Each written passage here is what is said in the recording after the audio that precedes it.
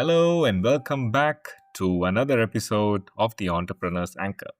I'm Naveen Kumar Selvaraj, and today we are talking about one of the most critical skills for any leader, and that's communication. Yep. But you see, we are not talking about persuasive speaking or writing a perfect email. We are talking about the art of conscious communication that's leading with presence. Now, what does it mean to communicate consciously? It means communicating not just with your words, but with your full presence. It's about listening deeply, speaking intentionally, and creating a space where genuine connection and understanding can occur. In a world of digital transactions and rushed conversations, the ability to be fully present with another person is a rare and powerful gift, in my opinion. It's it's a spiritual practice that can transform your relationships with your team, your clients, your partners, and in doing so, it can transform your business. Conscious communication, in my opinion, is the foundation of trust, the catalyst for innovation, and the glue that holds a team together. And to be very honest with you, in many ways, I think this will apply to your personal lives as well. Yep. So, most of us spend our lives speaking. It's an integral part of, what it means to be human. But very few of us truly communicate. Speaking is a one-way street, the simple act of transmitting information. Communication, on the other hand, is a two-way exchange. It involves not just what you say, but how you listen as well. Now, a leader who speaks without listening is like a ship's captain shouting orders into a storm without paying attention to the waves. They may think that they are in control, but they are completely out of touch with reality. The spiritual practice of conscious communication begins with listening. It's the willingness to put aside your own agenda, your own need to be right, and your own internal commentary, and simply receive the words and emotions of the other person. This is an act of deep humility and respect. When you listen with your full presence, without your phone in your hand, especially, and without mentally rehearsing your response, you would send a powerful signal to the other person. You matter. What you have to say to me is important. This is how you build trust. This is how you build loyalty. Yes. Now think about the conversations you're having in a typical day. How many of them are truly a two-way exchange? How many are simply two people waiting for their turn to speak? A leader who is an unconscious communicator creates a culture of disconnection.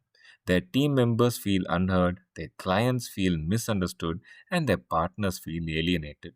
The result is a business where vital information is missed, conflicts go unresolved, and ultimately creativity is stifled. Conscious communication also means speaking with intention. It's about choosing your words not just for their meaning, but for their impact. It's about asking yourself, what is my purpose in this conversation? Why am I right now in this moment talking to this person or these people? Am I trying to win an argument or am I trying to build understanding? This requires a moment of pause before you speak, a moment to check in with your intention. A spiritually grounded leader knows that their words have power. They understand that every word they speak, every email they write, every message they send has the potential to either build or destroy. They choose their words deliberately, with a mindful awareness of the effect they will have on others. I learned this lesson the hard way early in my career. I was a young, ambitious manager who believed that being a good leader meant having all the answers and speaking with authority. I would often interrupt my team members to correct them or jump to a solution before they had finished explaining a problem. I was speaking, but I wasn't communicating. My team perhaps respected my intelligence or my position, but honestly, they didn't trust me. They stopped coming to me with their problems because they felt unheard.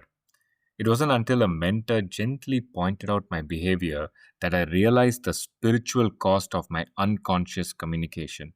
I wasn't leading, I was just talking. I had to learn to close my mouth and open my ears. I had to practice being present.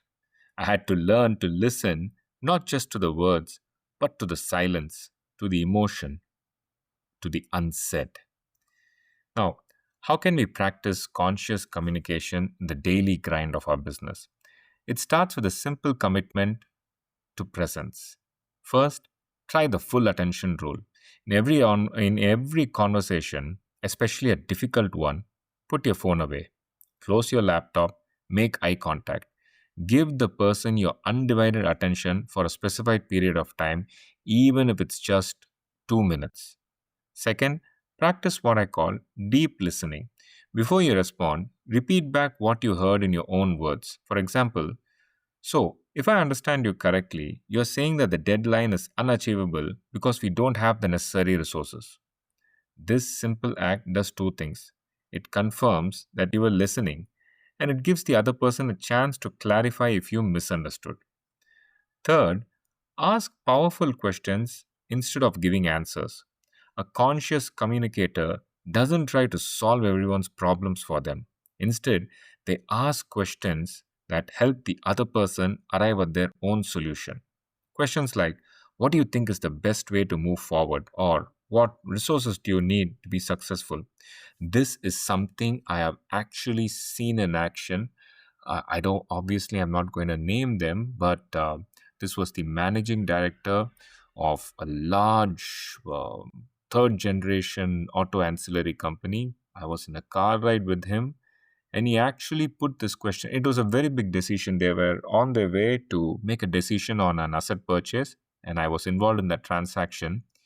He actually asked his executive assistant a very important aspect of the transaction and said, what would he do if he was in the managing director's position? Though the executive assistant, the gentleman was a bit shy, and after some coaxing from the MD, he actually gave a very valid reasoning, and I was impressed. Yeah, so that's the thing. Sorry, I got a little sidetracked. I started recollecting that entire journey. So coming back, such questions, they empower your team, and it builds their confidence. And of course, needless to say, their bond as well with you. Now, that was the third. And the fourth, practice empathy. Before you respond to a difficult email, try to imagine the other person's perspective. What are their pressures? What are their fears? What's going on with them right now? Or how will they be perceiving your reply? This practice softens your response or alters it and allows you to communicate from a place of understanding, not from a place of reaction. Yes. So, as always, thank you so much for joining me on this episode. Remember, the greatest leaders don't just speak, they communicate. They lead not just with their words, but with their presence. Please subscribe and share this podcast with a colleague who could use a little more connection in their work. Next week, we'll explore the sustainable engine, finding your rhythm and avoiding burnout. Until then, as always, stay grounded, keep building with purpose, and remember, your spirituality is your greatest asset. See you next time.